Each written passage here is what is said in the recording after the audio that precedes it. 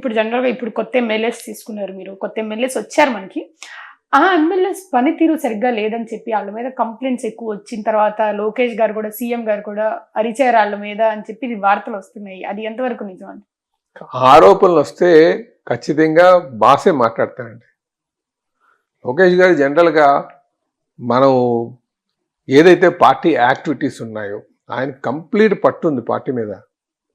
కానీ శాసనసభ్యుల మధ్యన ఆగేటటువంటి ఇష్యూస్ కావచ్చు, శాసనసభ్యుల యొక్క పనితీరు కావచ్చు, అది ముఖ్యమంత్రి గారే మాట్లాడతారు. మా నేషనల్ ప్రెసిడెంట్ గారే మాట్లాడతారు.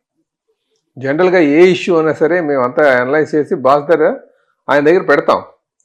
ఆయన దగ్గరే సాధ్యమైనంత వరకు మా లెవెల్లో చెప్పడానికి ట్రై చేస్తాం. ఇలా చేస్తే బాగుంటుంది, అలా చేస్తే బాగుంటుంది.